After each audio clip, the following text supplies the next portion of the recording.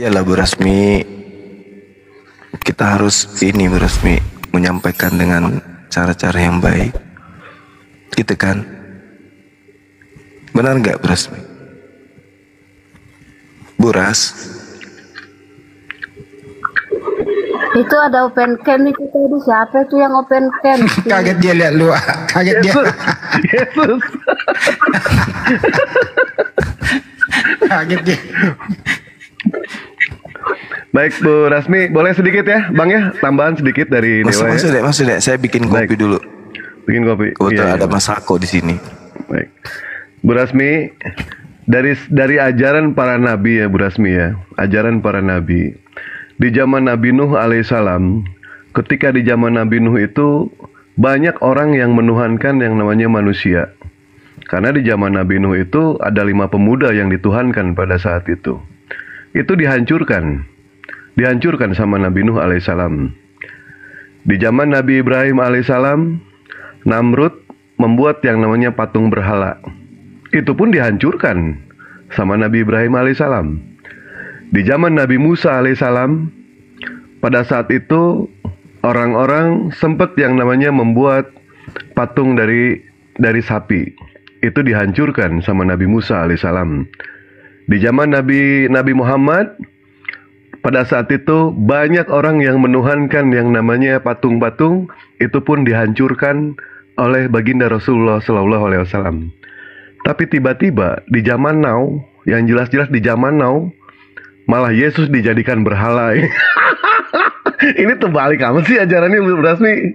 Padahal Bu Rasmi ya, dengan jelas dikatakan di mana ya? Dewa lupa lagi ayatnya. Bang Juma, Dewa lupa ayatnya. Kalau tidak salah tolong dicek sama Bu Rasmi di Keluaran 20 nomor 4 deh. Benar nggak itu Bang? Apa itu masalah apa? Keluaran 20 nomor 4, jangan membuat bagimu patung. Oh iya. Nah, itu silakan Bu Rasmi cek, ya kan? Semua patung di zaman para nabi itu dihancurkan. Tapi tiba-tiba datang Kristen mendirikan yang namanya patung. Semua berhala dihancurkan di zaman para nabi, tiba-tiba datang Kristen malah Tuhannya dijadikan berhala itu. Itu terbalik Bu Rasmi. Tadi terlalu banyak ya poin yang mau Dewa tanggapin mengenai soal mujizat, terus mengenai soal penebusan tadi Bu Rasmi. Bu Rasmi, kalau misalkan Yesus itu datang untuk menebus dosa, di dalam Yohanes 1 nomor 29, Yesus dikatakan sebagai anak domba. Pertanyaan Dewa, anak domba di situ apakah secara harafiah atau itu secara perumpamaan? Anak domba itu. Tunggu dulu Dewa, nggak load. Tunggu tadi panjang. Panjang. Emang Bu Rasmi senang yang pendek ya? Baik yang pendek aja ya Bu Rasmi ya. Di dalam Yohanes 1 nomor 29, di situ dikatakan Yesus dikatakan sebagai anak domba. Nah, anak domba di situ, arti anak domba di situ secara harafiah atau secara perumpamaan di situ untuk penebusan dosa. Sebagai sebagai perumpamaan diistilahkan dengan seperti yang di perjanjian lama itu korban Kalau Bu Rasmi, kalau Bu Rasmi itu mengatakan di dalam perjanjian lama itu dikatakan sebagai itu adalah perumpamaan, itu salah. Soalnya yang dikorbankan oleh orang-orang Yahudi jelas itu adalah korban beneran, domba beneran. Sementara di dalam kekristenan, Yesus dikatakan sebagai domba, sebagai anak domba, ternyata itu perumpamaan. Artinya, Yesus di sini pun menebus dosa-dosa perumpamaan. Bukan dosa harafiah yang ditebus sama Yesus.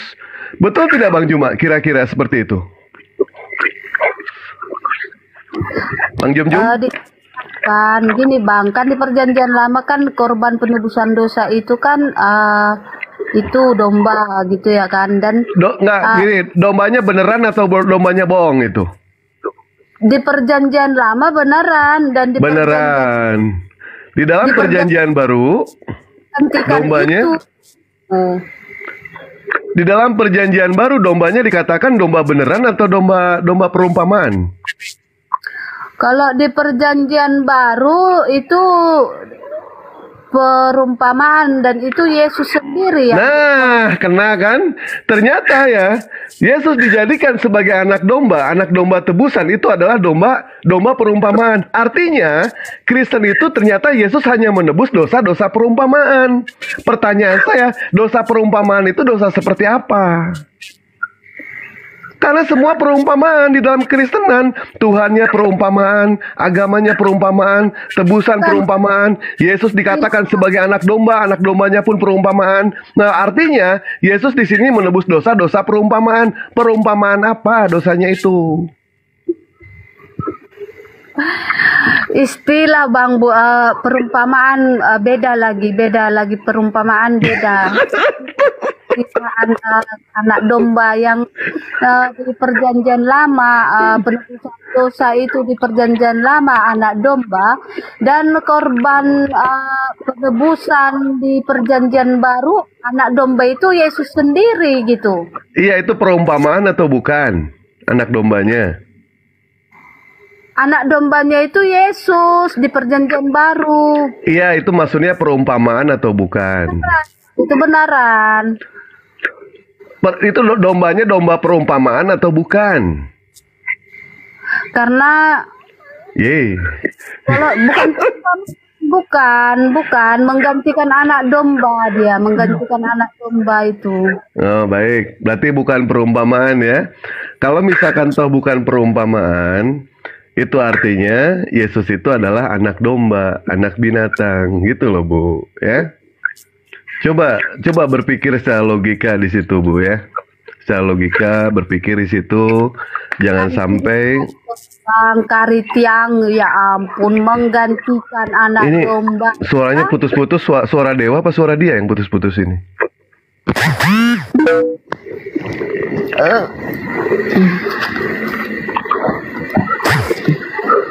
Bang Juma, suaranya putus-putus Apa sinyal Dewa ya? Mak, si Juma nggak bisa keras sama aku, habis ku godain pula dia. Iya. Apa yang diketawain apa? Yang diketawain itu apa tau Bu? Kayaknya ini aku mau perang nih sama si Dewa ini. Bang Juma itu tahu lawan diskusinya Bu. Dia itu bijak dalam menanggapi. Ketika yang masuk itu adalah seekor kelinci, Bang Juma pun akan berubah menjadi kelinci Bu. Jadi lembut. Tapi ketika yang masuk itu harimau, Bang Juma pun akan menggelegar seperti harimau Bu. Tidak mungkin yang namanya orang Kristen masuk ke komal Islam, dia jadi harimau, kita jadi kelinci. Itu hal yang tidak mungkin. Kita bisa dimakan. Begitupun sebaliknya, andaikan dia datang sebagai kelinci, kita berubah menjadi harimau, orang Kristen pasti pada kabur. Kita tahu Bu, bisa menempatkan Bu, mana yang benar, mana yang mau diajak diskusi, yang santun, mana yang tidak, kami tahu di situ. Bang Juma lembut itu karena Bu Rasmi lembut. Coba andaikan Bu Rasmi itu kasar, Bang Juma pasti kasar. Muslim itu tahu adab, Muslim itu pada saat berdiskusi itu menggunakan akhlak Bu, menggunakan akhlak. Enggak, aku karena tahu sih Mbak itu sebenarnya hatinya lembut, makanya aku godain dia langsung lemah. Sifat manusia itu Bu, bisa lembut, bisa lemah, bisa keras, itu sifat manusia Bu. Kita bisa menempatkan, harus bisa menempatkan. Ya, nah sekarang tadi Bu ya, poinnya kesimpulannya Bu, andaikan itu Yesus dikatakan sebagai domba itu adalah anak domba perumpamaan, Yesus dijadikan sebagai tebusan domba perumpamaan, artinya orang-orang Kristen yang ditebus sama Yesus itu adalah domba perumpamaan. Dosa perumpamaan, bukan dosa beneran. Kecuali kalau Yesus dikatakan sebagai anak domba secara harafiah, baru Yesus itu menebus dosa beneran, bukan dosa perumpamaan. Tetapi Bu ya, kalau misalkan kita kaji berdasarkan dari cerita orang-orang Kristen, Yesus itu sebenarnya bukan dijadikan sebagai domba tebusan, tetapi Yesus dijadikan sebagai kambing hitam oleh orang-orang Kristen. Kenapa dikatakan seperti itu? Orang Kristen melakukan kesalahan, orang Kristen melakukan pencurian, melakukan perampokan, melakukan pembunuhan, ternyata yang menebus itu Tuhannya. Jadi jelas di situ Yesus itu bukanlah domba tebusan, tetapi Yesus adalah dijadikan sebagai kambing hitam. Begitu ya poinnya. Silakan Bang Handi, ini kupingnya rada sengklek juga Bang Andi nih orang nih.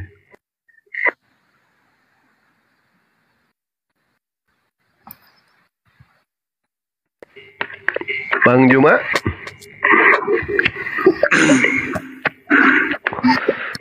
Silakan. Ini dewa ini habis maki-maki lari nggak tanggung jawab. Ustadz Alif belum kedengeran suara beliau dari tadi. Ustadz Alif, cek, cek. Ustadz Alif, Bang Andi, pada tidur. Lanjut Bang Dewa, lanjut Bang Dewa. Enggak Baik, tidur. Bang Hos masih mendengarkan Bang Hos. Iya. Baik, siap. Tadi udah sih pemaparan dari Bang Juma sudah cukup jelas ya kan. Tinggal Rasmi saja itu mah. Masih mau menuhankan atau tidak, yaitu kembali lagi kepada Rasmi itu. Kalau masih menuhankan, terserah.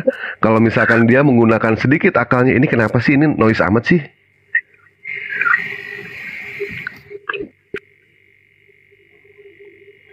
Kalau masih menuhankan juga, yaitu kembalikan kepada dia. Bukan kembalikan kepada kami. Di sini kan kami hanya menyampaikan saja. Begitu Pak Singaulo. Mungkin ini ada yang baru nih, Pak Antus. Pak Silakan. Antus. Pak Antus. Cek. Ya, Selamat malam Pak. assalamualaikum warahmatullahi wabarakatuh. Assalamualaikum warahmatullahi wabarakatuh. Waalaikumsalam warahmatullahi wabarakatuh. Gimana menurut Bro Admin itu Bro Admin? Silakan.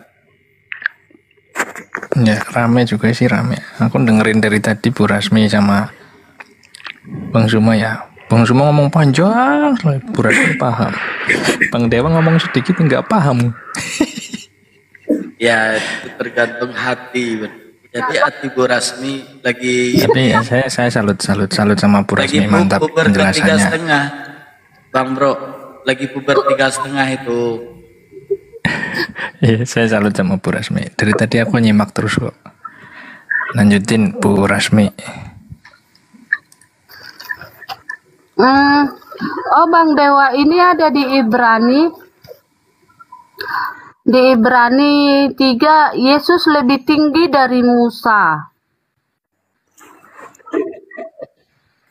Bacakan.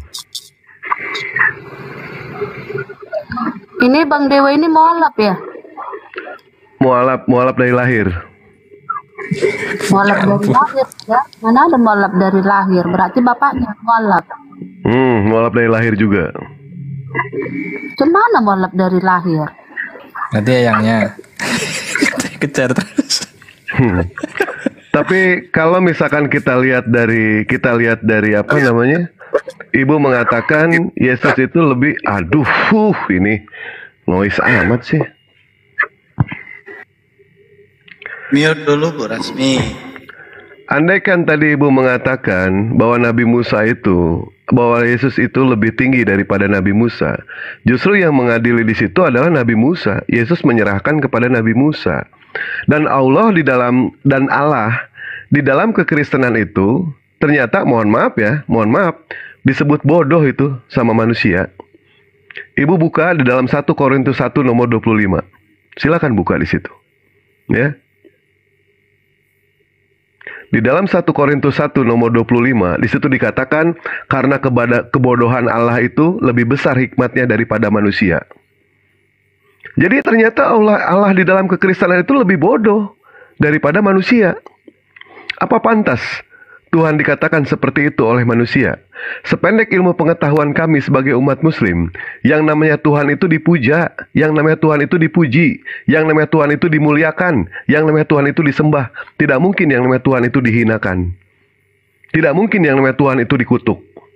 Di dalam Islam, auzubillahi minasyaitonirrajim. Yang terkutuk siapa? Iblis berikut antek-anteknya.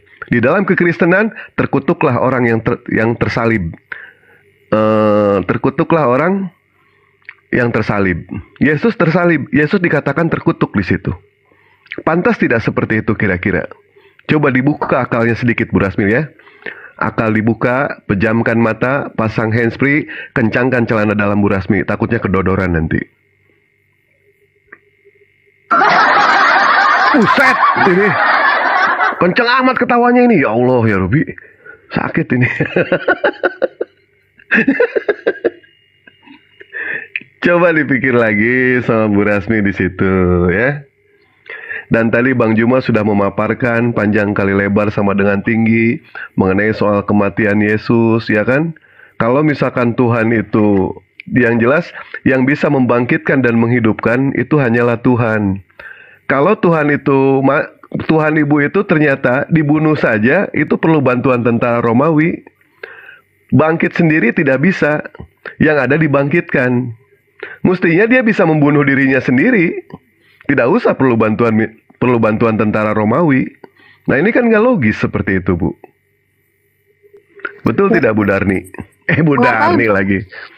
Bang, ngapain bunuh diri sendiri? Ngapain bunuh diri sendiri? Nah itu ngapain Tuhan dibunuh, ngapain?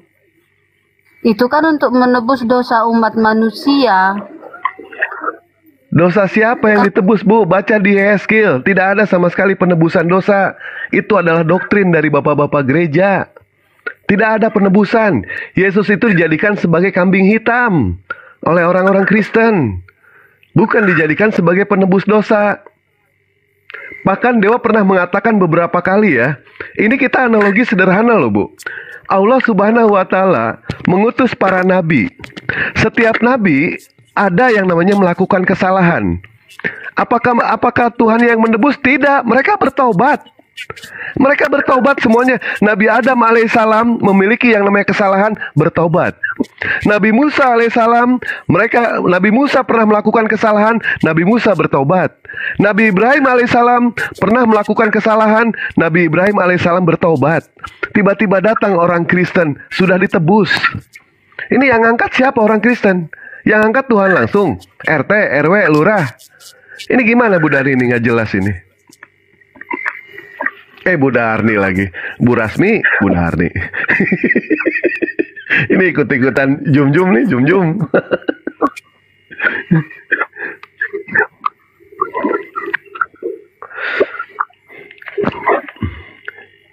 Jadi Bu Rasmi itu hanya termakan oleh doktrin bapak-bapak gereja.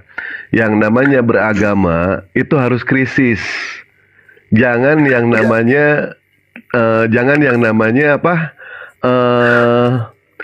terbawa oleh janji-janji manis. Jangan, harus krisis beragama itu. Harus kritis. Jangan terbawa sama yang janji manis. Ketika yang namanya kita berdiskusi, gunakan data, jangan gunakan retorika. Jangan gunakan doktrin bapak-bapak gereja di sini. Bentar, aku loading di sedikit. Gini ya, Yesus itu mati terkutuk di kayu salib, ya di situ. Dan yang mati di kayu salib itu bukan Yesus saja, tetapi di kiri kanannya ada penjahat, ya.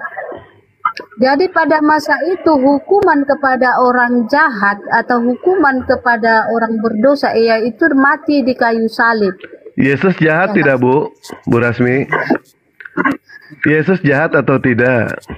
Manusia itu yang jahat, seperti contohnya yang di kiri kanannya itu penjahat. Yang saya tanyakan bukan itu, Bu Rasmi. Bu Rasmi tadi mengatakan yang namanya orang dihukum itu, itu disalib itu, jelas itu adalah penjahat. Pertanyaan saya, apakah Yesus itu penjahat? Ya. Yesus penjahat atau tidak? Kalau misalkan ya, Yesus, Bu Darni mengatakan Yesus penjahat, ya selesai berarti mengakui kalau Yesus itu adalah penjahat. Ini dia. Begitu Bu Darni. Bu Rasmi. Gini Bang, di kiri kanan Yesus itu kan ada yang disalibkan. Dari situ bisa kita lihat kalau penjahat itu hukumannya pada masa itu yaitu digantung di kayu salib. Iya, pertanyaannya Yesus penjahat atau bukan? Dan katanya mau pendek-pendek. Yesus penjahat atau bukan? Dan Yesus itu sendiri mati di kayu salib untuk menggantikan umat.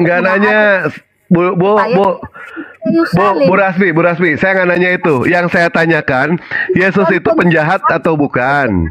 Ya, Yesuslah yang terakhir, dan mereka bertiga itu yang terakhir. Orang mati digantung di kayu salib dan hukum salib itu berakhir, gitu. Yang saya tanyakan, ketika Bu Rasmi tadi mengatakan yang tersalib itu adalah orang terkutuk, yang tersalib itu adalah penjahat, pertanyaannya, Yesus itu penjahat atau bukan? Sementara jelas ya, di dalam Amsal 21 nomor 18, orang fasik dipakai sebagai tebusan bagi orang dan pengkhianat, sebagai ganti orang yang jujur. Ini jelas loh ini. Yesus itu orang fasik atau bukan? Yesus itu penjahat atau bukan? Yesus itu pengkhianat atau bukan? Menggantikan orang fasik itulah Yesus itu, Bang. Saya tanya, Yesus itu orang fasik atau bukan? Bukan, tapi bukan orang fasik. Yesus itu pengkhianat atau bukan? Menggantikan dia, Bang. Aduh, dablek juga ini orang ditanya.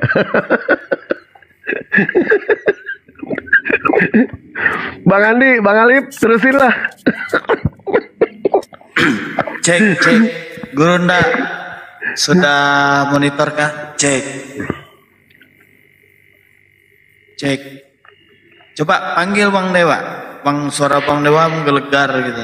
Enggak, Bang Juma. Bang Jum. Tidur dia kayaknya ini. Udah pegang guling tadi.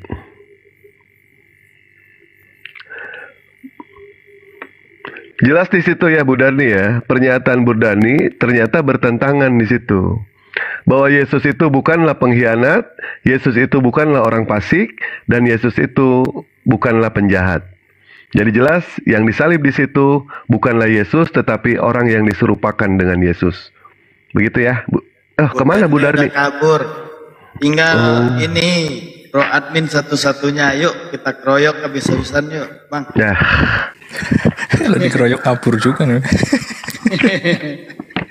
Jangan. Ini psikopat nih. Ayo naik psikopat.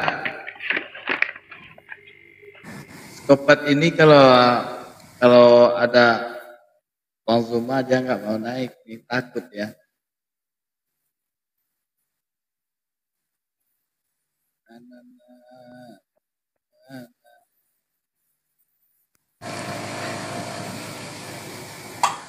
Pak Alip sama Pak Andi nggak ada ini. Bunda Rahma nggak ada. Udah nggak ada Bang Dewa. Cek. Hadir. Pak Alip. Lanjut Bunda. Bang Andi. Bang Andi nih yang udah merem. Oh ada Bang Andi itu. Udah. Ya Bang Andi.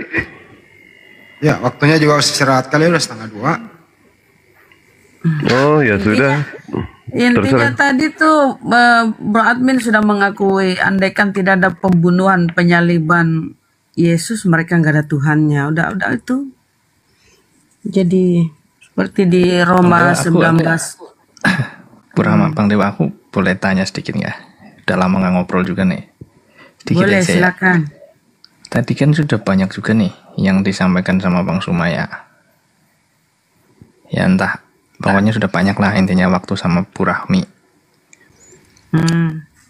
Jadi yang saya mau tanyakan, sebenarnya yang diimani ini Yesus Alkitab atau Isa dalam Al-Quran?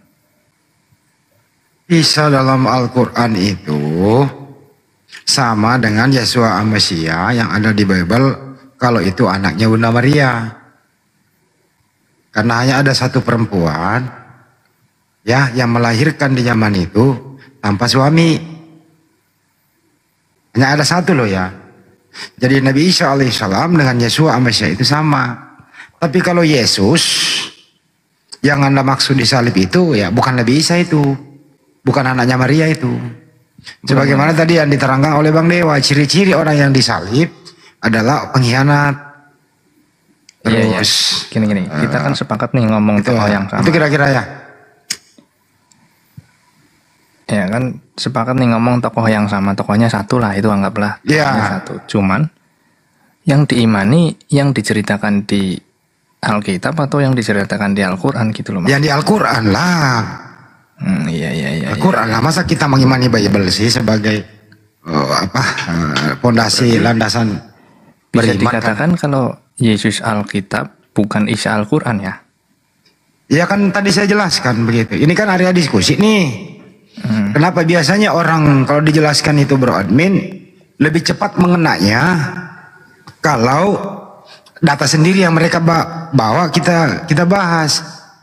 Pasti juga tidak mengena kalau langsung dibenturkan dengan Al-Quran kan gitu.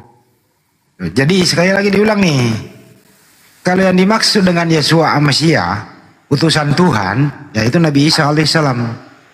Tapi kalau yang dimaksud dengan Yesus yang sudah diganti namanya menjadi Yunani terus disalib, itu bukan Nabi Isa. Itu bukan anak Maria yang disalib. Iya, ya berarti Nah, yang gitu kira-kira. diimani Isa dalam Al-Quran bukan Ya Yesus iyalah. dalam Alkitab. Iya, iya. Pasti itu. Ya kalau itu kan clear sekali, sudah clear sekali. Ya clear. Ya artinya apapun yang diceritakan di dalam Alkitab kan itu tentang Yesus, bukan tentang Isa kan begitu. Nah itu tadi Bro Admin. Untuk menyadarkan seseorang, kalau Anda Bro Admin datang ke toko saya berbelanja, Bro Admin bawa uang palsu, gitu ya. Untuk membuktikan uang Anda palsu apa enggak, ya uang yang Anda pakai belanja itulah yang diuji, bukan yang ada di laci saya. Paham sampai sini? Iya, iya, iya. Ya itu makanya supaya lebih jelas, ya datalah yang Anda punya itu kita bahas untuk menyejukkan, untuk mengembalikan supaya lebih paham semua kan begitu. Iya Bang, itu kan kalau misalkan untuk menguji palsu dan tidak, ya kan?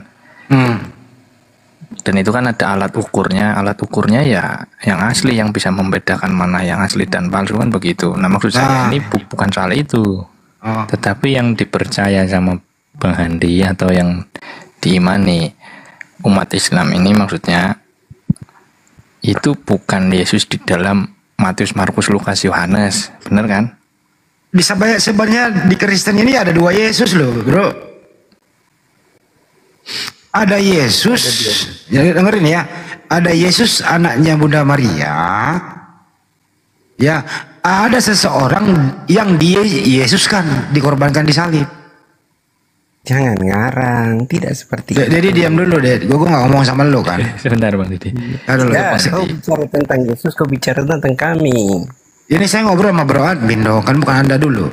Biar nyambung dulu. Saya ulang ya Bro Admin ya. Ya sebentar Tidak Pak Didi, nyambung habis kau. ini Pak Didi. Ngomong sembarang. Sabar. Nanti saya ajak diskusi, kamu nggak paham lagi Bibelmu sendiri. Yes. Kau yang nggak paham. Ya, Oke, sebentar Pak kita Didi. cek. 1 menit Pak Didi, sebentar. Ya. Silakan Bang Handi. Kita cek aja. Siapa Yesus menurut Yesus di Bible, Bro Admin? Jadi juga. Iya Bang Handi, gini Bang Handi maksudnya yang diimani umat Anda Islam bilang itu Yesus Isa dalam Al-Quran bukan ada Yesus. dua. Sekarang kau buktikan ada dua yang mana.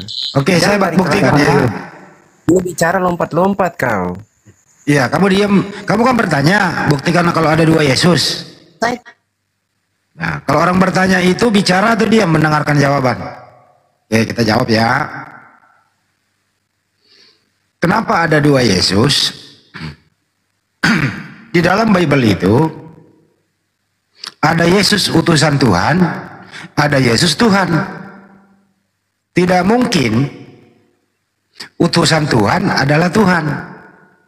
Yesus yang dimaksud utusan Tuhan ini adalah anaknya Bunda Maria diyunanikan. Siapa itu? Mereka mengklaim dirinya di Yohanes 17:8 sering diutarakan Bang Juma, segala firman yang telah aku terima aku sampaikan kepada mereka, dan semua murid-muridku mengakui bahwa aku berkata kepada mereka dan mereka mengerti bahwa aku adalah utusan Tuhan. Itu Yesus yang asli itu. Tapi Yesus yang disalib kemudian dibuat menjadi Tuhan oleh Paulus di Roma 14:9 berbeda dengan Yesus utusan dengan Yesus adalah Tuhan. Jadi ada dua Yesus. Kira-kira begitu, Bro Admin.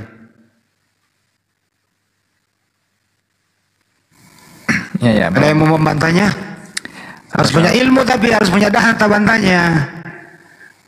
Ya, kalau di Alkitab diceritakan nama Yesus dan satu orang lagi yang dibebaskan. Mari kita cek lagi ya, Bro Admin ya. Ya, nah, maksudnya bukan itu yang tadi mau aku. Enggak, ini Dedi dulu. Gue kasih dulu edukasi nih orang yang nggak ngerti Bible. Jadi Yesus yang asli adalah orang baik, utusan Tuhan, kemudian tidak punya dosa, mulia, dikaruniai oleh Tuhan, dan selalu dilindungi oleh Tuhan, dan doanya selalu diijabah oleh Tuhannya. Itulah Yesus. Gitu ya. Terus Yesus buatan adalah yang disalib, orang fasik, pemakan suap, pengkhianat, kemasukan iblis di dalam dirinya. Itulah yang Yesuskan disalib. Nah sekarang mari kita cek. Siapakah kira-kira yang patut disalib sesuai dengan perintah Tuhan? Yesus asli atau yang diyesuskan, yang di tiang salib? Ayo pakai pikiran, pakai data. Ayo. Jadi, beranikah kau diskusi dengan aku membahas ini? Silakan Pak Dedi. Kecuali kau ingin menistakan anaknya Maria bahwa dia adalah orang fasik, pengkhianat, pemakan suap. Ayo. Kagak ada perintah Tuhan waktu itu sampai sekarang ini boleh membunuh orang yang tidak bersalah. Yesua Mesias anak Bunda Maria tidak bersalah. Yang boleh dieksekusi di tiang salib secara terkutuk adalah pengkhianat. Tinggal pilih mana Yesus asli, yang mana yang ada orang diberi label Yesus. Silakan pilih. Mudah toh memilahnya.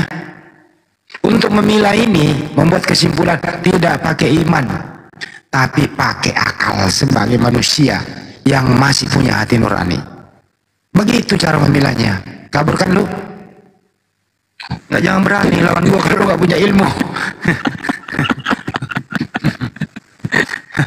Ya, saya akan lanjut sama Bro Admin. Itu Bro Admin kira-kira ya. Ini harus disoterapi orang yang pakai begini. Ini saya bicara begini, kita udah bolak-balik baca Bible mau itu loh. Dan tidak karang-karangan ini. Itu Bro Admin. Jadi yang kami percaya, yang kami imani itu Nabi Isa alaihissalam yang ada di Al-Quran. Jadi membahas Bible itu bukan berarti kita mengimani. Mempelajari Bible itu bukan untuk dimyani, tapi untuk mencegah kita orang di sini asbun. Jadi kita berbicara itu berdasarkan data yang ada di Bible Anda, supaya kami bebas daripada penistaan. Begitu. Itu Bro Admin. Ayo Bro Admin.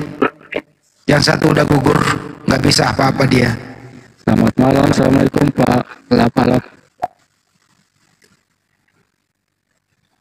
Malam Pak. Apa yang namanya Yoker katanya yang awal bisa kau bodohi. Pagilah yang paling cerdas ke sini. Ferdinand Hutahian menganggap dirinya paling cerdas. Ajaklah dia. Naik ke atas jadi berhala lagi ini.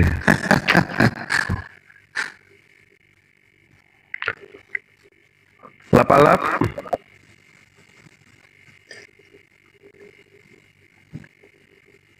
Palap.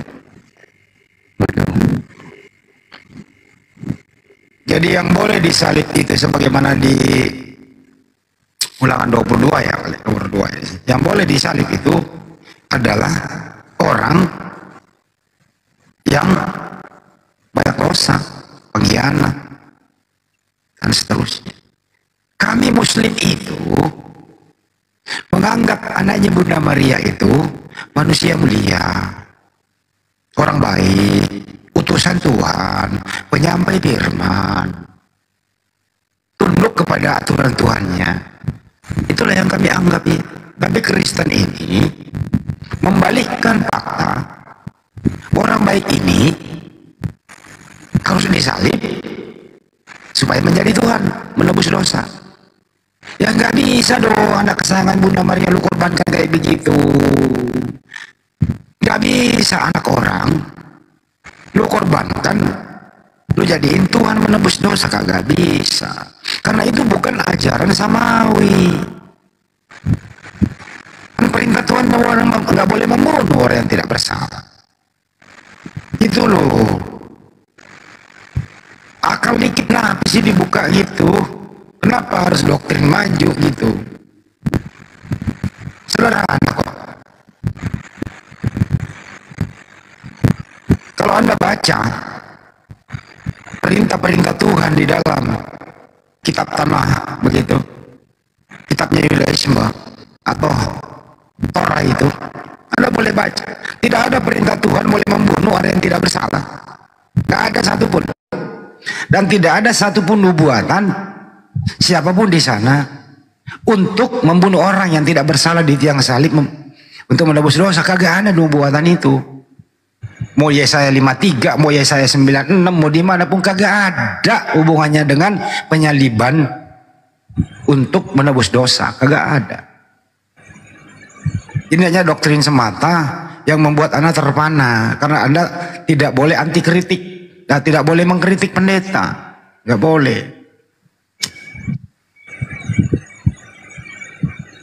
Yang Anda percaya itu adalah tulisan-tulisan yang ditulis kemudian setelah Yesua Al-Masyiah tidak ada di muka bumi. Beberapa ratus tahun kemudian dibuatkanlah tulisan-tulisan untuk memperkuat iman Anda. Nah, tulisan-tulisan inilah bertentangan sekali dengan ajaran Yesua Al-Masyiah waktu hidup. Jadi kami ini hanya sebagai penengah. Alhamdulillah selama ini banyak kok orang yang teredukasi. Banyak. Benar loh. Jadi kalau nggak punya ilmu jangan marah-marah bro. Belajar lagi.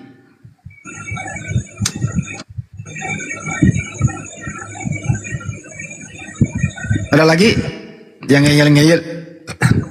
Selamat malam, Muna. Selamat malam, Mayuna.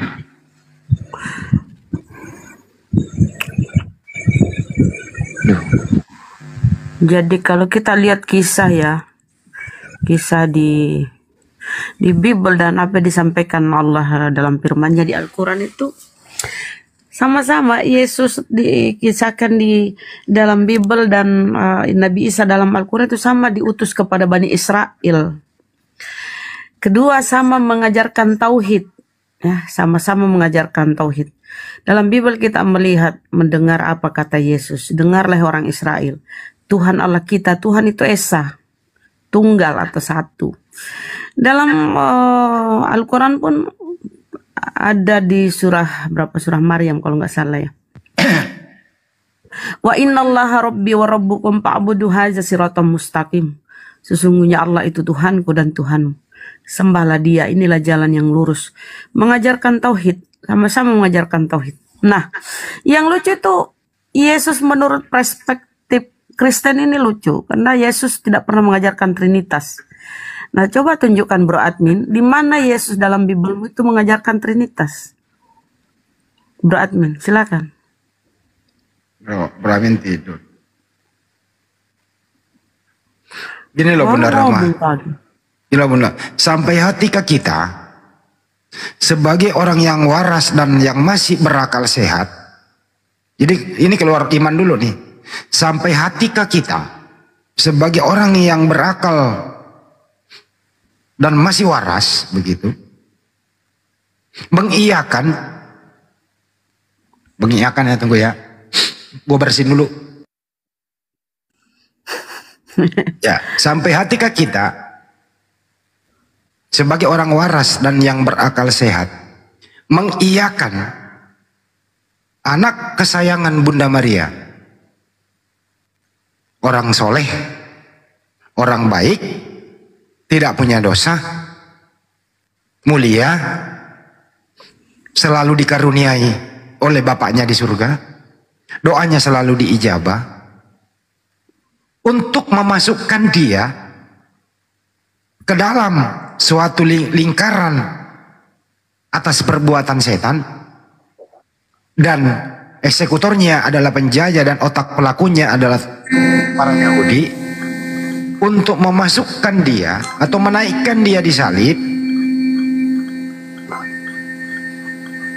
untuk dibunuh secara terkutuk menebus dosa. Waraskah kita? Di mana warasnya coba? Di mana warasnya? Di mana akal sehatnya berfungsi? Kalau anak kesayangan orang ini yang mulia, orang baik, orang soleh, dimasukkan ke dalam lingkaran itu, nggak masuk akal. Yang masuk akal adalah orang yang berwajib atau bisa kena hukuman terkutuk di tiang salib adalah orang jahat, pengkhianat, orang fasik. Itu baru kita setuju di sana. Mudah tuh sebenarnya kalau pakai akal. Tapi kalau ditabrak dengan iman ya akal dimatiin. Percaya akan tulisan yang nongol setelah yang bersangkutan diceritakan sebut nama Yesus begitu. Jadi ajaran para nabi ditabrakkan dengan ajaran dari tulisan manusia yang bersumber dari barat. Andainya kok laku gitu loh. Gak bisa ketemu ajaran barat dengan ajaran para nabi, gak ketemu. Ya kan udah diakui bang, kalau tidak ada pembunuhan penyaliban gak ada Tuhannya. Tidak harus gitu ceritanya. Tapi pantaskah? Tapi kita. Pantaskah anak kesayangan Maria digituin? Ya enggak lah, enggak lah. Ya, kalau enggak berarti ada orang lain yang gantiin. Itulah Yesus yang kedua yang saya maksud gitu loh. Ketika Yesus dibaptis terbuka langit dan jangan dulu kebaptis bunda, jangan dulu kebaptis. Anak yang kau kasihi, dikasihi kan nggak mungkin dihinakan, disalib terhina gitu. Dikasihi, dimuliakan oleh Allah, mungkin dihinakan. Ya, Bang Andi nyambung Bang Andi Purahma ya. Memang Alkitab kan ceritanya begitu. Cuman saya juga gimana ya maksudnya? Apa nggak capek misalnya nih mengatakan orang Kristen tidak menggunakan akal gitu loh. Saya heran juga kenapa bisa terucap seperti itu. Sementara nah, itulah tadi kan saya bagi dua bro. Terlalu benar Rama ya. Saya kan bagi dua tadi. Ini juga esok naik kok berisik sih. Jangan dinaikin lah. Ganggu loh. Konsentrasi ini enggak. Ini dalam kepala loh yang ngomong. Kita salah. Mic-nya Pak Eno. Jangan naik lah kalau. Yang baru naik itu di mute dulu aja dulu. Naik kok kocang-kocang mic-nya kan berisik. Ini kita ngomong, ini hafalan gitu loh. Kesenggol dikit lupa, nanti salah, kita yang tanggung jawab loh. Gini loh bro admin, saya kasih dua pilihan. Pasti Anda setuju semua, kalau Yesua Masih anak Maria itu adalah orang soleh, taat, tidak punya dosa, mulia, dikasihi oleh Tuhan. Iya. Setuju ya? Setuju semua. Setuju. Gitu loh. Kita setuju Yudas Iskariot adalah pemakan suap, pengkhianat, dan seterusnya. Setuju ya? Setuju. Cerita Alkitab. Menurut akal sehat, ini keluarin iman dulu nih. Menurut akal sehat, yang manakah yang pantas dibantai terkutuk di tiang salib? Yudas. Seharusnya orang yang jahat. Seharusnya orang jahat menurut akal sehat. Coba tabrakan dengan iman Anda. Pasti Yesus yang dimajukan. Pasti anak Maria yang dimajuin kalau pakai iman. Jadi pakai iman anaknya Bunda Maria yang disalib. Tapi pakai akal sehat Yudas Iskariot. Begitu bro admin. Iya kan? Benar nggak tuh? Kalau pakai akal sehat Yudas Iskariot. Kalau pakai iman anaknya Maria. Iya, saya pakai iman berarti. Nah, pakai iman. Berarti akal sehat mati. Bukan mati Bang Andi. Mati tuh karena nggak dipakai. Gitu loh bro. Ya kalau batasannya itu ya. Iya, khusus untuk penyaliban. Khusus untuk penyaliban, iman masuk, akal sehat mati. Sederhana loh ini. Sebentar. Kalau nggak bisa, nggak ada alasan ya bro. Admin saya ini guru bahasa Indonesia loh. Bukan begitu. Maksudnya gini. Kan dikatakan misalnya nih, kita dikatakan orang Kristen akalnya mati begitu ya. Yang saya heran tuh gini loh. Ya di dalam Alkitab kan memang ceritanya seperti itu ya. Itu juga kitabnya kitab orang Kristen sendiri, bahkan dikatakan dari Yunani. Berbeda sendirilah. Bahkan ditulis oleh orang-orang begitu. Dikatakan sejalan juga ada beda-bedanya. Kemudian ini loh Bro Admin. Dogma juga dogma-dogma sendiri. Ya paham. Bro Admin izin ya. Saya ini mengambil saja analogi. Buang dulu semua doktrin di dalam pengajaran gereja atau yang ada baca di Bible. Kita keluar dulu dari lingkungan yang kosong. Ada orang baik, ada orang jahat. Ya, sebagai manusia yang berakal sehat, yang manakah yang pantas dihukum? Orang jahat kah, orang baik kah? Tadi Anda udah menjawab, iya. Sebagaimana manusiawi yang berakal sehat, yang dihukum orang jahat lah. Iya. Artinya di sini Yesus tidak ada celah sedikit pun untuk dimatikan terkutuk di tiang salib, atau anaknya Maria ini. Yang harus disalibkan terkutuk itu adalah Yudas. Kan begitu. Kalau berakal. Ya, tapi kalau ditabrak, dengerin, kalau ditabrakkan dengan iman, berdasarkan Bible, tulisan yang banyak, konsentrasinya ke tulisan Paulus, akal sehatnya mati, imannya maju. Oke, Bang, kami ya, juga, kami di sini toleran kok yang kayak begitu-begituan. Ya. Toleran kita bro.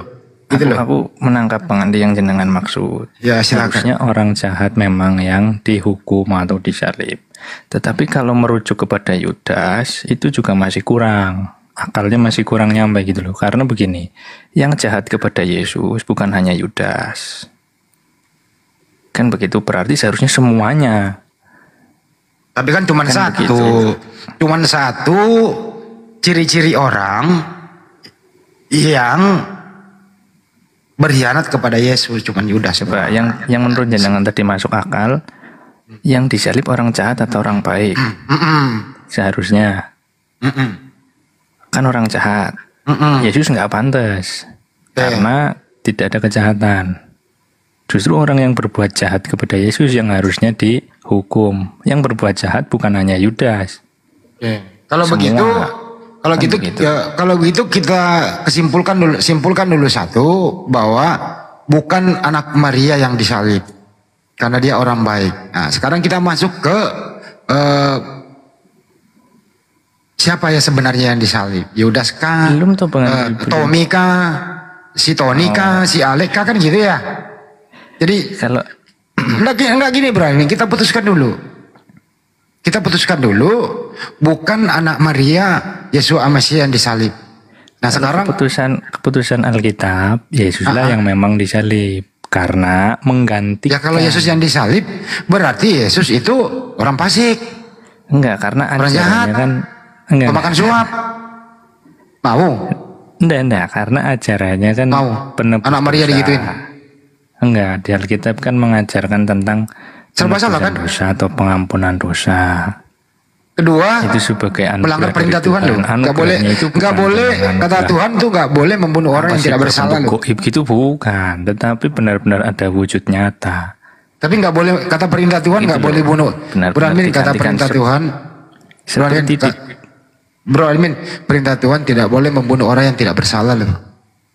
Iya, tetapi dalam konteks perjanjian baru memang dikatakan demikian. Yesus adalah anugerah Allah. untuk pengampunan dosa, bukan semata-mata pengampunan dosa itu sesuatu yang gaib gitu, nggak bisa dijelaskan, enggak, tapi ada ceritanya, ada realitanya gitu loh. Sama seperti domba yang digunakan di dalam perjanjian lama ya, untuk menggantikan orang yang berdosa begitu, atau mentahirkan orang yang berdosa dengan darah domba, begitu juga Yesus gitu loh Bang Andi, dalam perjanjian baru memang ajarannya begitu. Bro admin, saya ini nggak mau mengganggu iman Anda. Saya ini toleran, silakan mengimani begitu. Tapi mohon juga Anda jujur sebagai manusia yang berakal bahwa anak Maria tidak masuk kriteria yang disalib. Tapi kalau iman Anda masuk di sana ya monggo. Tapi kalau akal sehat kan sebagai akal orang yang bermoral, orang yang berakal, akal Anda kan nggak masuk kategori anak Maria yang disalib. Tapi imannya Anda kan masuk anak Maria yang disalib. Ini kan dua hal yang berbeda antara iman dan akal. Silakan mengimani, tapi mohon maaf akal Anda sendiri yang bertolak belakang dengan iman Anda. Itu aja kok. Kita toleran kok bro. Kita toleran loh di sini. Iya Bang Andi. Dan menurut survei saya nih ya, sudah banyak orang yang bersyahadat bersama kita semua di sini. Ya, di sini saya buka akalnya orang berpikir bro. Di sini yang sering saya buka kuncinya di sini. Ngobrol santai di warung kopi. Yang penting jangan arogan. Ngobrol santai, ya, masuk akal. Ada yang cepat, ada yang lama begitu. Di sini kunciannya orang kalau mau login. Kalau sudah akal sehat dipakai, saya rasa iman yang merusak akal itu akan terbuang iman itu. Karena iman dan akal itu harus selaras. Gitu. Di sini kunciannya sebenarnya. Mudah sebenarnya itu. Itu loh bro, itu aja sih. Mudah kok itu. Halo. Ya Ibu Dina silakan. Mohon maaf sebelumnya ya. Dari tadi ngomong-ngomong akal mulu. Gini loh. Ini sebelum dunia ini ada, itu semua sudah dinubuatkan. Dan jadi ini jangan masalahkan akal sehat Anda. Ini sudah terjadi. Dan memang Yesus itu disalibkan bukan karena dia salah. Tapi dia datang ke dunia ini untuk menebus dosa manusia. Bukan dosa dia. Kamu kalau pakai akal, kamu Bu Dina, siapa yang menubuatkan Yesus mati terkutuk? Siapa? Bukan mati terkutuk. Loh, di Galatia 3:13 itu loh. Kristus telah menebus kita dari kutuk hukum Taurat dengan menjadi kutuk karena kita, sebab ada tertulis terkutuklah orang yang digantung di tiang salib. Siapa tuh yang terkutuk di salib? Bang gini loh. Nah, jangan begini. Itu nggak boleh satu-satu. Nah ini nggak ngerti Bible nih, susah nih kalau nggak ngerti Bible nih. Cuma doktrin gereja di bawah-bawah nih. Bukan doktrin gereja. Kamu jangan. Nah, sekarang saya tanya, siapa yang menubuatkan Yesus mati terkutuk? Siapa? Bukan. Gini loh. Kok bukan? Tadi Anda menubuatkan. Saya tanya, siapa yang menubuatkan Yesus mati terkutuk? Diam dulu Pak Gio. Siapa? Hah? Kamu hanya berpatok sama satu ayat. Ya siapa yang menubuatkan? Allah itu sendiri. Mana datanya? Mana datanya? Mana datanya di Alkitab? Jangan. Nggak ada tuh Yesus dinubuatkan untuk mati terkutuk, nggak ada. Nggak ada. Karena begitu besar kasih Allah kan dunia ini. Ya cari datanya. Putra yang tunggal untuk menebus dosa manusia. Cari datanya. Cari datanya. Di mana ada data Bapak di surga menubuatkan Yesus mati terkutuk? Nggak ada datanya. Nggak ada data tuh. Saya bilang diskusi pakai akal, jangan pakai iman. Kamu dari tadi ngomong-ngomong akal, udah aku bilang rancanganmu bukan rancangan Allah. Ya mana rancangan? Mana rancangan? Aduh. Dia bisa menjadi apa saja yang dia mau. Ya datanya mana? Karena Allah itu maha kuasa. Kasih sampai pemikiran Anda. Ya, saya kasih data satu ya Mbak. Mbak jangan pakai iman dia Mbak. Bisa menjadi apa saja yang dia mau. Waduh, kemana-mana. Kamu terlalu sempit. Jadi Tuhanmu pernah jadi apa saja gitu? Dia bisa menjadi apa saja. Oh, ya. Pernah menjadi kodok? Seperti yang kamu pikirkan. Gini loh Mbak ya, Mbak, saya baik hati loh ya, dengerin. Udah jatuh ke dalam dosa. Mbak, Ada dengerin dulu Mbak. dosa. Maka kita Mbak. butuh korban tebusan dan butuh manusia yang sempurna. Tidak ada manusia yang Nah, sempurna. ini gereja kok Adam dan Hawa ngomong ya. sudah berdosa. Maka diutuslah. Apa sih? Ini jangan ngomong gereja Mbak. Dengerin Mbak. Percaya kak Mbak, kalau perintah Tuhan itu dilarang membunuh orang yang tidak bersalah. Mbak percaya data itu di Ulangan 20 nomor 13? Percaya nggak Mbak dilarang membunuh? Anda masih percaya tuh perintah Tuhan dilarang membunuh? Percaya? Kalau percaya itu, Mbak cari datanya. Di mana ada nubuatan Bapak di surga membunuh Yesus secara terkutuk di tiang salib? Mana? Ini kamu bicara iman. Kita diskusi akal dan data. Gitu loh. Aja belum cukup umur jangan naik dulu Mbak, nanti malu loh. Malu nanti. Panggil Ferdinand Hutahian aja deh. Jadi bicara pakai data Mbak, jangan pakai iman. Malu dengernya. Gitu loh. Karena kamu ini udah didoktrin kayak gini di gereja, nggak ada bantahan. Harus punya Roh Kudus gitu kan. Oh Bang Andi nggak bisa karena Anda nggak punya Roh Kudus, kami punya. Oh Anda nggak bisa karena Anda belum dibaptis, harus dibaptis dulu. Oh nggak bisa, Anda harus jadi Kristen dulu baru paham. Itu namanya harus didoktrin dulu, harus diimani dulu. Nggak perlu pakai akal belakangan, kan gitu. Diminta datanya mana yang menubuatkan, mana nggak ada. Justru perintah Tuhan itu dilarang membunuh. Artinya kalau ada perintah Tuhan dilarang membunuh, ya jangan bunuh Yesus lah, karena perintah Tuhan. Gitu loh. Apalagi orang tidak bersalah kok dibunuh. Memang akal Mbak ini harus dimatiin dulu deh. Dimatiin dulu itu akal, baru ditabrak dengan tulisan-tulisan Paulus. Yesus harus mati, hidup kembali supaya ia menjadi Tuhan. Ini itu Mbak. Kisah 2:32. Lanjut Bang Andi, lanjut. Ya. Itulah beradmin ya. Jadi saya hanya ingin keseimbangan akal aja dah. Ya Bro Amin tadi udah ngakui bahwa ya kalau berakal ya gak mungkin dong anak kesayangan Bunda Maria disalib terkutuk. Gak mungkin kalau akalnya masih berfungsi. Saya yakin kalau akal masih berfungsi kagak mungkin mengiyakan Bro Admin anak kesayangan Bunda Maria mati terkutuk di tiang salib. Kalau akal masih berfungsi nih. Setuju gak? Iya setuju. Gini memang benar ya, ajaran penebusan dosa ini memang keras sih. Memang unsurnya ini menentang akal ya. Nah, jujur Bro Admin. Bagi orang Kristen memang ajaran ini punya makna yang berbeda Bang Andi. Benar sekali. Jadi ya gimana dong, Alkitab mengatakan demikian, kalau kita nggak ikut apa kata Alkitab artinya bukan orang Kristen dong, kan gitu. Ya itu saya nggak melarang untuk Anda, silahkan aja. Kan ini kan kita toleran, yang penting Anda jujur bicara. Tapi jangan kayak ibu tadi, ini udah ngeyel, mati akal, ngeyel tanpa data. Ini kan udah kuadrat namanya. Kalau Anda jujur begini ya monggo. Kita ya toleran lah. Karena nggak mungkin. Sekarang coba Bang Di. Ya gimana? Sekarang coba dari sudut pandang yang lain ya. Misalkan nih, kan tadi perintahnya tidak boleh membunuh ya. Dari sudut pandang yang lain bahwasanya misalkan diselamatkan, Nabi ini diselamatkan. Tetapi untuk menyelamatkan itu kan juga mengorbankan orang lain juga. Sementara seharusnya kan perintahnya tidak boleh membunuh atau mengorbankan bahkan. Kalau itu ini juga gimana, itu juga nggak masuk akal juga dong. Ya, atau gimana? Kalau ini masuk akal. Masuk akal. Masuk akalnya di mana? Silakan. Saya jelaskan ya. Di Ulangan 20 nomor 2 itu ada yang disalib terkutuk. Tuhan itu memerintahkan membunuh. Habisi semua Sodom Gomora, boleh membunuh. Kenapa? Karena ada sebab akibat. Begitu.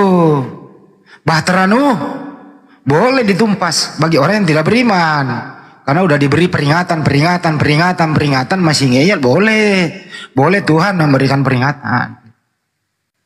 Tapi tidak ada satupun perintah Tuhan ya spesifik membunuh orang yang tidak bersalah untuk menebus dosa terkutuk di tiang salib. Di sini akalnya yang maju. Gitu loh. Jadi tidak boleh ada perintah Tuhan itu membunuh tanpa sebab. Tapi sebabnya yang tidak merusak akal. Kan boleh itu Sodom Gomora gimana? Bahteranu gimana? Boleh gitu loh. Itu kan dari pihak Tuhan, Bang Andi. Ya iya, artinya Tuhan ini memang ada alasan yang logis diterima manusia, nggak merusak akal perintah itu. Bukan, perintahnya kan jangan membunuh, titik. Kalau dari pihak Tuhan itu kan kisahnya berbeda lagi. Ya kalau begitu nggak usah ada orang yang mati dong, semua kita hidup selamanya aja di bumi. Kalau tidak boleh membunuh, titik. Jadi nggak ada orang yang mati dong. Buktinya kita manusia kok dibunuh. Kan perintahnya kan untuk manusia untuk manusia. Nah itu gimana Sodom Gomora? Siapa yang membunuh itu? Perintah siapa? Itu kan dari pihak Tuhan. Iya, apa sebabnya? Karena hidupnya udah kelewatan, melanggar perintah Tuhan. Jadi yang melanggar perintah Tuhan, yang kebablasan, yang kelewatan boleh diberi hukuman. Tapi Yesua Masya nggak boleh diberi hukuman karena dia tidak bersalah, justru dikasihi oleh Tuhan. Di sini masalahnya. Mudah kan jawabnya Bro Admin untuk membuka akal sehat? Makanya menggantikan orang lain untuk disalib begitu. Kalau itu anak ke Al-Quran diserupakan. Bukan, tetap Alkitab. Oke. Kan tadi kan bahasnya di Perjanjian Lama. Oke. Ke Bible, karena akal sehatnya sudah tidak boleh anak Maria yang disalib, gitu ya, dengar ya. Akal sehatnya tidak boleh anak Maria yang disalib, tetapi iman Kristen memang harus ada yang disalib. Artinya ada yang disalib bukan anak Maria. Siapakah itu? Ya mari kita cek. Siapa sih yang memenuhi kriteria yang mendapat hukuman terkutuk? Bukan anak Maria. Siapa kira-kira yang pengkhianat? Yang kerasukan iblis? Makan suap? Siapa itu? Itulah yang disalib bro. Bukan anak Maria bro. Iya. Masuk akal toh? Iya. Pinter. Berarti Yudas maksudnya. Ya siapa lagi? Masa Alek? Berarti begini Bang Andi, Kan memang Alkitab menceritakan ya kurang lebih sudah lengkap lah tentang tokoh-tokohnya dan tentang nasibnya kan begitu. Sementara apa yang Bang Andi jelaskan itu kan berarti di luar Alkitab ya. Oh di dalam Alkitab itu. Enggak, Alkitab kan menerangkan ceritanya kan sudah clear tuh. Nasib Yudas bagaimana, nasib Yesus bagaimana, nasib para murid bagaimana, begitu loh. Kan ini yang kita Alkitab kan ceritanya sudah. Kita bahas ini kita bahas tadi di Bible loh. Bahwa di Perjanjian Baru. Iya, Perjanjian Baru itu Yesus kan tanpa celah, tanpa dosa. Dia orang soleh, betul? Iya. Oke. Yesus tanpa celah, tanpa noda, tanpa dosa, gitu ya, soleh, utusan Tuhan, dikaruniai Tuhan, disayangi oleh Tuhan, betul ya? Jadi tidak ada celah pun untuk dibunuh, dikorbankan, karena tidak sesuai dengan perintah Tuhan, betul? Nah, yang masuk kategori perintah Tuhan boleh membunuh asal ada sebab akibat, sebagaimana yang lalu-lalu dilakukan oleh Tuhan kepada kaumnya para nabi, boleh membunuh, boleh diperintahkan dibunuh orang yang memenuhi kriteria untuk dibunuh. Siapakah itu? Ya Yudas. Apalagi terkutuk loh. Masa Yesus dikutuk? Nggak mungkin lah. Masa anaknya Maria dikutuk? Nggak masuk akal bro. Coba cermati aja jadi Galatia 3:13. Bayangkan itu Galatia 3:13. Saya nggak percaya kalau Kristus telah menebus kita dari kutuk hukum Taurat dengan menjadi kutuk karena kita. Sebab ada tertulis terkutuklah orang yang digantung di tiang salib. Saya tidak yakin kalau Kristus yang dimaksud itu adalah anaknya Maria. Tidak masuk akal. Kecuali iman ya. Nah, disinilah perbedaannya kita. Tapi kita harus toleran. Dalam akal kita setuju, tidak mungkin anak Maria, tapi iman Anda yang mohon maaf, iman Anda iman kami. Kami toleran juga kok dalam hal ini. Gitu loh Bro Admin. Iya Bang Andi. Ya gimana dong? Karena Alkitab ceritanya sudah seperti itu sih ya. Iya, silahkan saja. Kalau misalkan yang tapi begini Bro Admin, masing-masing nanti orang dimintai pertanggungjawaban. Iya, maksudnya gini loh, yang Bang Andi ceritakan di luar Alkitab nih. Menurut sudut pandang akalnya Bang Andi, ya harusnya bukan Yesus, tetapi Yudas, berdasarkan ceritanya kan. Nggak sesuai dengan, ini akal saya sinkron dengan anaknya Maria. Iya, menurut akalnya Bang Andi. Yang ada di Bible Anda itu, anaknya Maria ini, ya, selaras dengan akal manusia dimanapun dia berada asal berakal, bahwa dia tidak boleh mati terkutuk. Ini dalam Bible Anda sendiri gitu. Iya gini loh Bang Andi. Menurut akal Bang Andi, seharusnya yang disalib itu kan orang jahat yang berkhianat. Tadi dirujuk kepada salah satu murid yaitu Yudas. Tetapi Alkitab secara lengkap menceritakan bagaimana nasib Yudas, bagaimana nasib Yesus, begitu loh maksudnya. Berarti apa yang disampaikan Bang Andi di luar Alkitab, yang menurut Bang Andi lebih masuk akal kan begitu. Nah, kalau Anda Kristen, saya ikut apa kata Alkitab gitu. Iya, silakan saja. Kalau Anda mengikuti iman Anda sesuai Bible, artinya iman Anda sangat tidak menghormati anak Maria. Karena penghormatan Anda kepada anak Maria itu sesuai akal sehat Anda.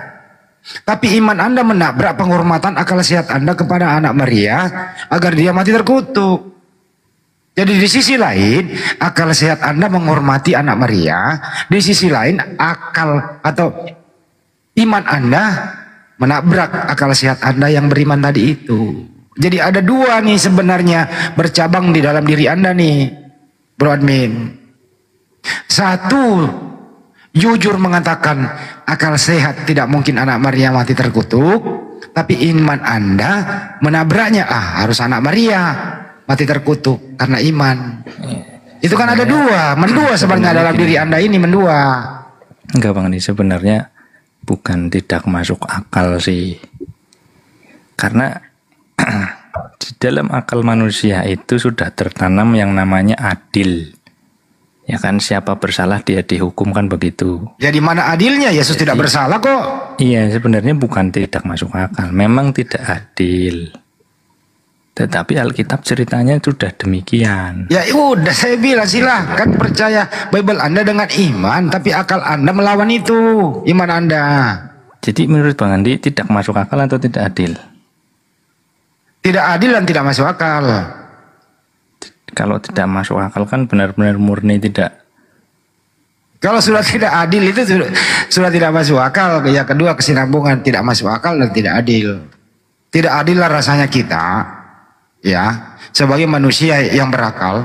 Nah, saya tambahin lagi nih, tidak adil lah rasanya kita sebagai orang yang berakal mengiyakan orang yang tidak bersalah, anak kesayangan Bunda Maria, anak kesayangan Tuhan, mati terkutuk di tiang salib.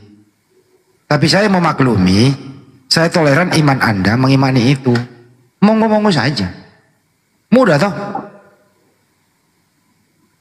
Ya memang begitu sih ya. Ya udah silakan iman itu gitu loh. Nah mudah-mudahan habis ini mikir, iya juga ya kok iman saya nak berakal saya. Bahkan saya mau iman saya loh. Begini loh Bro Admin, kok iman saya kok tidak adil ya memperlakukan anak Maria begitu ya? Enggak, memang nasibnya memang tidak. Enggak boleh lagi loh. Nasibnya memang kan Yesus kan disolimi, tidak adil, dijahatin. Diam kau dulu perempuan, Anda nggak tahu apa-apa. Nanti memalukan ya. Ya Allah. Gereja lagi nongol nih Bro Admin. Ini gereja nongol lagi nih. Ya enggak apa-apa lah. Ya begitulah Bang Andi. Yang penting tadi kan sudah ditegaskan bahwa menurut akal Bang Andi di luar cerita Alkitab. Cerita Alkitab itu memang tidak masuk lah karena tidak adil kan begitu. Saya sih nggak mau menggugat iman Anda ya. Iya. Tapi mari kita berpikir cerdas saja. Karena memang di Bible itu kontradiksi sekali loh bro. Ya, kontradiksi ajaran Yesua Amasia dengan iman Anda. Terserang. Bukan tuh Bang Andi, kontradiksinya itu dengan paradigma kita. Kalau Alkitab ya memang ceritanya seperti itu kan begitu. Paradigmanya kita manusia. Sebagian, begini bro, sebagian di dalam Bible Anda, hampir 60-70% ditulis oleh Paulus itu, terutama terfokus kepada penyaliban, dengan ajaran Yesua Amasia itu, baikan bumi dan langit. Oke. Tapi gini Bang Andi, ada dasar yang kenapa orang Kristen tidak mau dikatakan tidak masuk akal. Apa itu? Ya, masuk akalnya itu begini, karena Yesus ini dianggap secara simbolis sebagai pemenuhan pengajaran tentang kurban pada perjanjian lama. Yesus ini sebagai penggenapannya. Dulu secara simbolis digunakan domba yang tidak bercacat. Tetapi sudah digenapi oleh kedatangan Kristus itu sendiri. Karena Tuhan adalah juru selamat, kan begitulah. Memang itu yang dianggap orang seperti saya sebagai sesuatu yang masuk akal. Begitu loh, itu dasar yang mengatakan, oh kita masuk akal. Karena dulu secara simbolis itu darah domba, dan sekarang klaim Yesus sendiri yang mengatakan bahwa darahnya ditumpahkan bagi penebusan bagi banyak orang. Dan itu sudah selesai, penggenapan sudah genap, sudah tidak ada lagi korban-korban lagi seperti dalam perjanjian lama. Begitu. Yang dipakai adalah dasarnya adalah percaya. Siapa yang percaya kepada anak, dia diselamatkan dan dibangkitkan, begitu, beroleh hidup yang kekal. Itu yang diajarkan Alkitab. Ya. Gantian ya. Ini iman, kalau iman begitu, saya sih nggak mau terlalu menggugat ya iman Anda ya. Karena ini memang bukan untuk merusak iman orang sih, tapi memperbaiki akal, kan begitu. Kalau yang namanya darah itu, tidak ada ajaran para nabi itu membolehkan darah manusia sampai ke ajaran Yesua Amasia.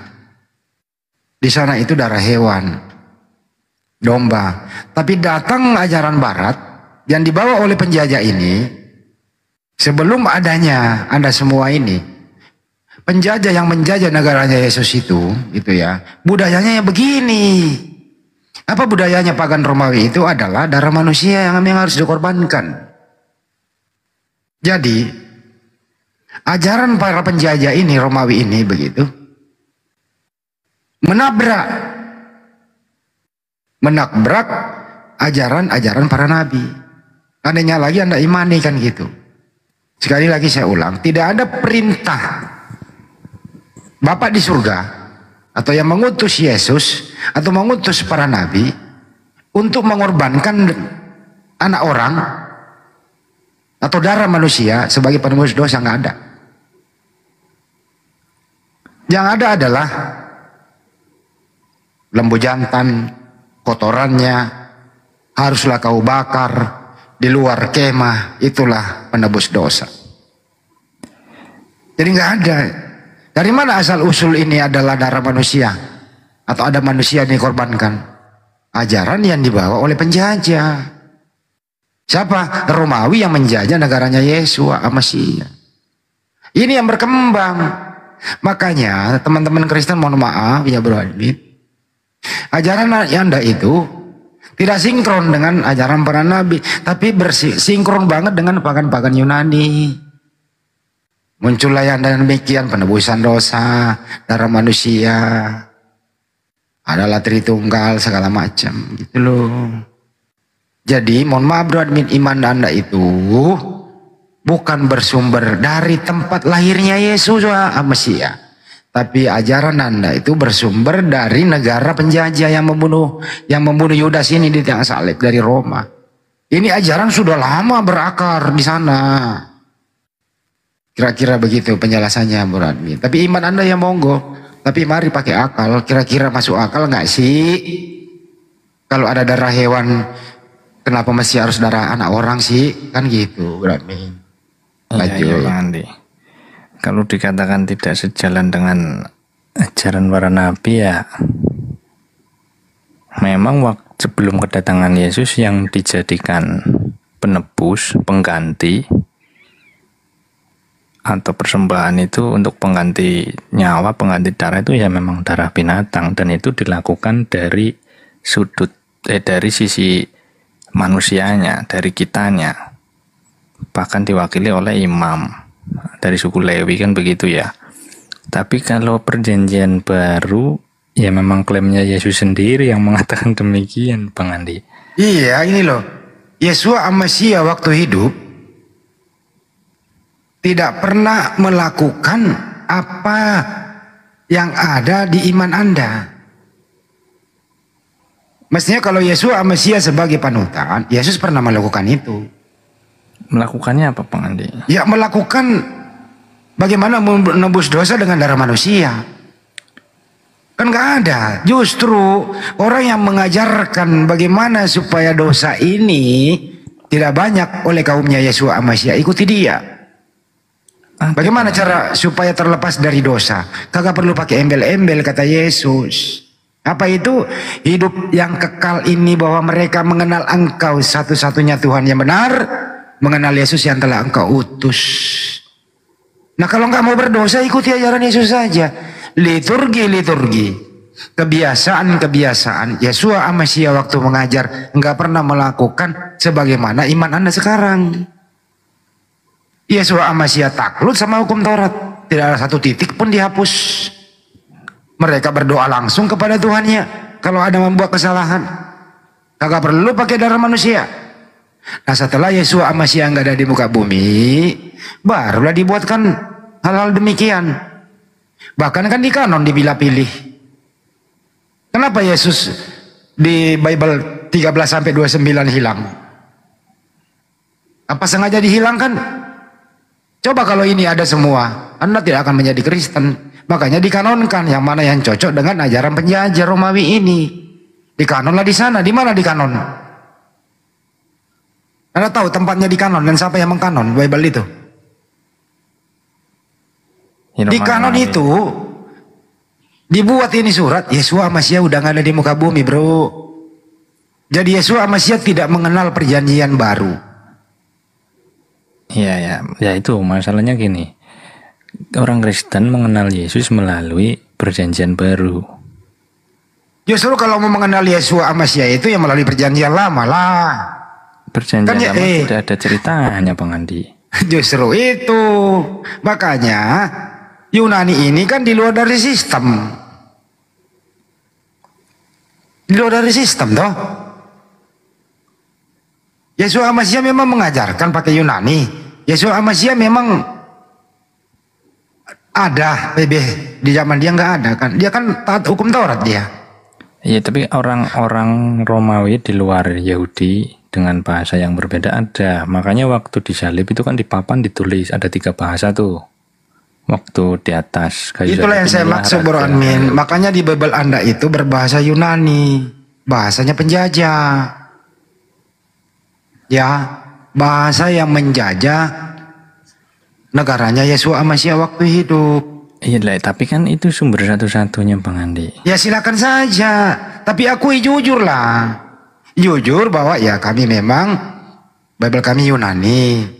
Kebanyakan diadopsi daripada liturgi Yunani. Kebanyakan diadopsi dari ajaran-ajaran pagan. Ya monggo saja. Tapi anehnya lagi teman Kristen kita ini ke Islam-Islaman lah, ke Yahudi-Yahudian lah, bertorat-torat lah. Pada kagak nyambung. Kagak nyambung. Nggak ada nubuatan-nubuatan di sana, nggak ada. Bagaikan bumi dan langit itu. Jadi bagaikan bumi dan langit antara ajaran Yesua Amasiya dengan Kristen. Nah itu lagi. Nggak kena. Sebentar Bang Andi. Ketika Bang Andi mengatakan ajaran Yesua Amasiya dengan Kristen, nggak kena. Nggak kena. sumber pengenalan tentang siapa Yesus, apa yang dilakukan, bagaimana, itu kan juga dari Perjanjian Baru, Matius, Markus, Lukas, Yohanes. Lantas dari mana kalau dikatakan ajarannya tidak sesuai gitu? Saya udah bilang Bro Admin. Mohon maaf ya Bro Admin, kita diskusi ya. Ya diskusi, ruang diskusi enggak apa-apa. Ya, artinya apa? Ajaran Yesua Amasya itu berbeda dengan ajaran Kristen, tapi menjual nama Yesua Amasya. Saya ingin tahu teman-teman semua di sini, kalau memang Kristen ini sinkron dengan ajaran Yesua Amasya, mana ajaran Yesua Amasya? Mana ajarannya anaknya Maria yang lu ikuti sampai sekarang? Gak ada. Misalnya dalam pengampunan dosa misalnya. Gak ada. Gak ada. Ini loh Bang Andi, sumber pengenalan orang Kristen itu kan Alkitab. Otomatis ajarannya sesuai dengan ajaran Yesus yang diceritakan dalam Alkitab. Misalnya dalam hal dosa, Yesus mengklaim dirinya pada waktu perjamuan kudus, kan Yesus mengklaim, minumlah kamu semua dari cawan ini, sebab inilah darahku, darah perjanjian yang ditumpahkan bagi banyak orang untuk pengampunan dosa. Itu siapa yang nulis? Nah, kalau penulis kan memang Matius, Markus, Lukas, Yohanes, ya, itu dia. Perjanjian Baru. Nah itu. Apakah Yesus pernah ngajarin demikian? Tapi itu ilham Allah. Bro Admin, selama Yesua Amasya hidup gak pernah tuh kayak gitu-gituan. Lo tahu gak sih Yesus itu beribadahnya taat terhadap hukum Taurat? Kan jelas itu. Nah, jelas Yesus itu taat sama hukum Taurat, bukan taat sama hukum Yunani. Begini apa kata, ini dengerin lo ya, apa ketaatan Yesua Amasya waktu hidup? Dia kan udah jelas. Yang ditaati Yesus dalam hukum Taurat itu 10 hukum Tauratnya. Bukan yang lain 613 misvotnya itu bukan. Bahkan tentang hari, tentang apa ya yang itu, yang tidak boleh bekerja di waktu Sabat. Terus apalagi ada juga hal-hal yang lain yang dianggap orang Farisi. Ini saya nggak berbicara masalah cabangnya, saya berbicara masalah pokoknya. Kalau cabangnya kan panjang. Pokoknya ajaran Yesus itu, dengerin ya. Pokok-pokok ajaran Yesua Amasya itu nggak jauh dari hukum Taurat. Apa itu? Terutama Ulangan 64. Ini dulu nih pondasinya di sini. Apa itu yang Ulangan 64 nih? Ya, Sema Israel, Adonai Elohinu Adonai Ehad. Dengarlah wahai orang Israel, Tuhan Allah kita itu esa, kan gitu.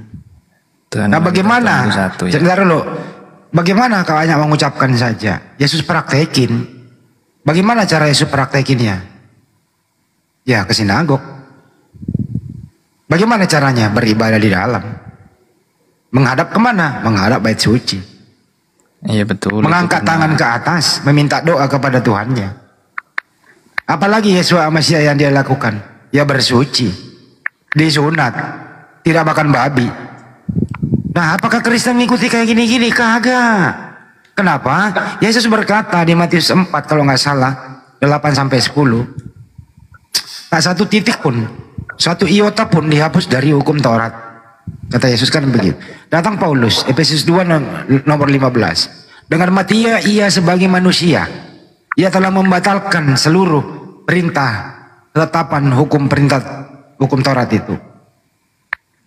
Nah, jadi gimana itu kan bertentangan tuh. Ini ya. Si Dina apa sih? Berisik lo. Bu Dina kalau mau udah nggak bisa ilmu ya, malas gue berantem sama orang nggak berilmu. Itu loh Bradmin. Jadi izinkan saya, saudaraku Kristen Bro Admin ini, liturgi Anda, kebiasaan Anda, apapun yang Anda lakukan sebagai orang Kristen beribadah, Yesus nggak pernah lakuin. Serius. Jadi ibadah Anda tiap hari itu Yesus nggak pernah lakuin. Ya kalau ngomongnya soal misalnya nih instrumen yang lain ya memang tidak. Nah itu dia kan ngakui kan. Instrumen yang lain ya misalnya apalah musik atau apa atau tata cara gitu memang tidak. Tetapi kan yang inti memang diajarkan Yesus sendiri, yaitu perjamuan kudus. Itu yang sampai sekarang dilakukan di gereja. Yang inti itu, sedangkan yang lain dalam tata caranya, susunan acaranya memang berbeda. Maksudnya waktu itu tidak sedetail yang orang modern. Nah itulah yang saya maksud, Bro Admin. Apa yang Anda lakukan, apa yang Anda lakukan sebagai orang Kristen berbeda apa yang dilakukan Yesus sebagai praktisi Yudaisme. Beda. Rumah ibadah ya beda, cara ibadah ya beda, hari-hari ibadah ya beda. Beda semua. Nah, disimpulkanlah oleh Paulus hukum kasih. Kan begitu. Ya, kalau hukum kasih itu Yesus juga itu dari Matius, Markus, Lukas, Yohanes. Nggak perlu pakai nabi, binatang aja yang tidak bertuhan, tidak mengenal Tuhan, ya tidak ada harimau yang makan anaknya dalam keadaan lapar pun, karena dia mengasihi. Hukum kasih itu secara naluri manusia ada. Orang ateis tanpa bertuhan juga belas kasihannya ada kok. Nah itu lagi beda lagi. Itu udah manusiawi itu hukum kasih itu. Nah ini itu juga termasuk salah satu yang tidak masuk akal lagi nih Bang Andi. Kalau Yesus memang dalam Matius, Markus, Lukas, Yohanes ya mengajarkan kasihilah musuhmu dan berdoalah bagi mereka yang menganiaya kamu. Berbahagialah kamu jika karena aku engkau dihina, dicela, difitnahkan segala yang jahat. Oke. Itu hal ini bisa ajaran ini bisa dipraktekin di zaman now. Kagak bisa musuh dikasihi, nggak laku. Nggak bisa. Itu bukan soal laku dan tidak, kan seperti Bang Andi bilang memang tidak masuk akal nih. Salah satunya yang lagi selain yang tadi pengampunan dosa ya yang ini ajaran Yesus yang ini. Tetapi itu tertulis di Alkitab gitu loh maksudku. Kalau ajaran Anda itu, makanya Bible itu nggak ada satupun negara yang mengadopsi dijadiin kan undang-undang negara mereka Bible itu. Mohon maaf. Iya karena memang bukan untuk pemerintahan Bang Andi, itu untuk personal. Yesus kan karena memang nggak sinkron di zaman sekarang. Mungkin di zaman dulu iya oleh kasihilah musuhmu gitu ya. Apabila ada orang menganiaya kamu, doakanlah dia. Nah kalau Belanda masuk lagi ke Indonesia sebagai musuh dikasihi gitu, nggak dilawan.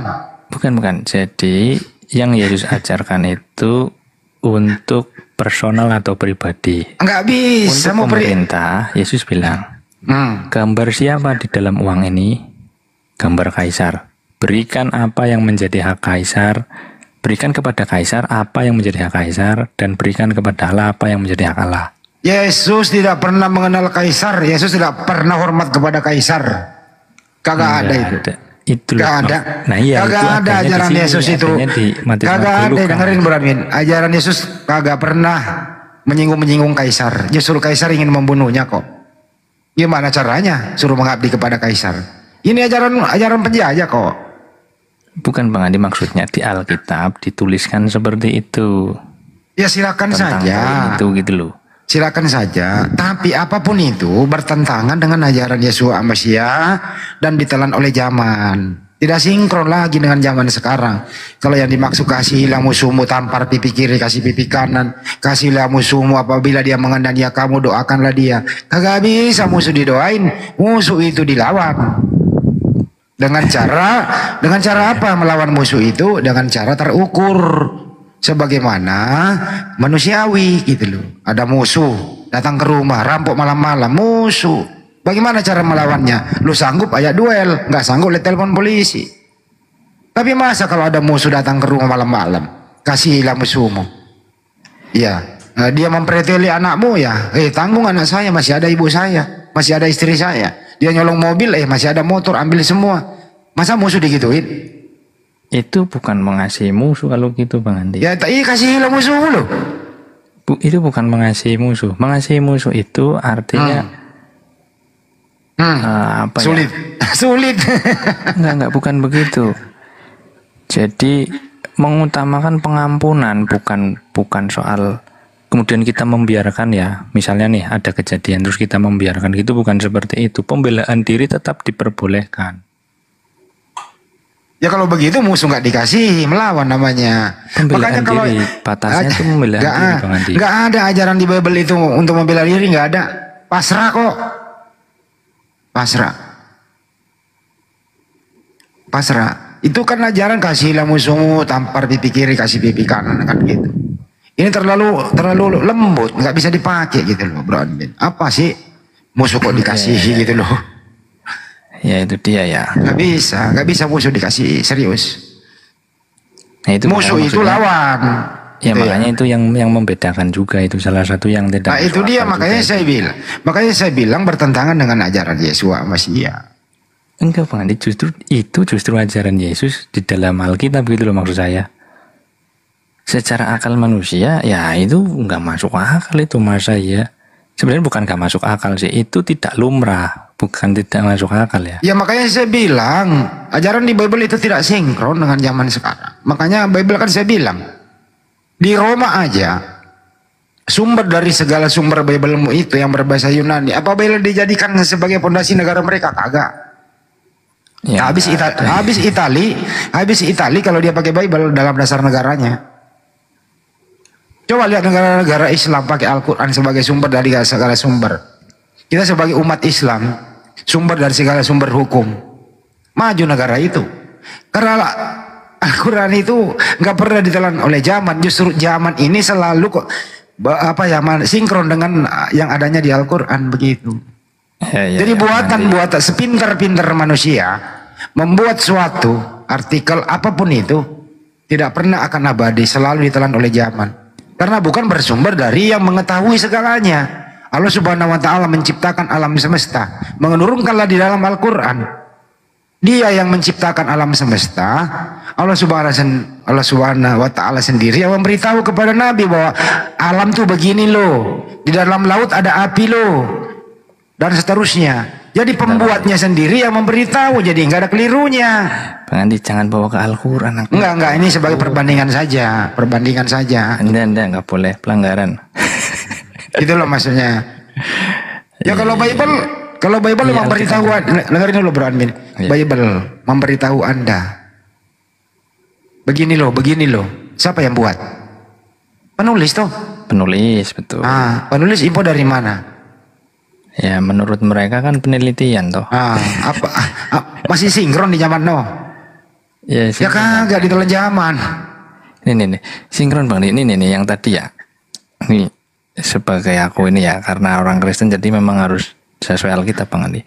Tetapi aku berkata kepadamu, kasihilah musuhmu dan berdoalah bagi mereka yang menganiaya kamu, karena dengan demikian kamu menjadi anak-anak Bapamu yang di surga, yang menerbitkan matahari bagi orang jahat dan orang yang baik, menurunkan hujan bagi orang yang benar dan orang tidak benar. Apabila kamu mengasihi orang yang mengasihi kamu, apakah upahmu? Bukankah pemungut cukai juga berbuat demikian? Apabila kamu hanya memberi salam kepada saudara-saudaramu saja, apakah lebihnya daripada perbuatan orang lain? Bukankah orang yang tidak mengenal Allah pun berbuat demikian? Karena itu haruslah kamu sempurna sama seperti Bapamu yang di surga adalah sempurna. Ya ini yang ada di Alkitab begitu Bang. Ya gini loh ya.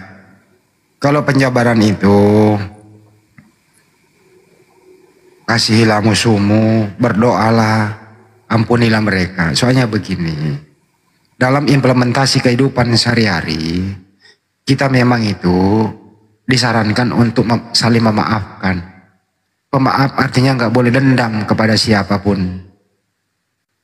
Tapi ada tapinya.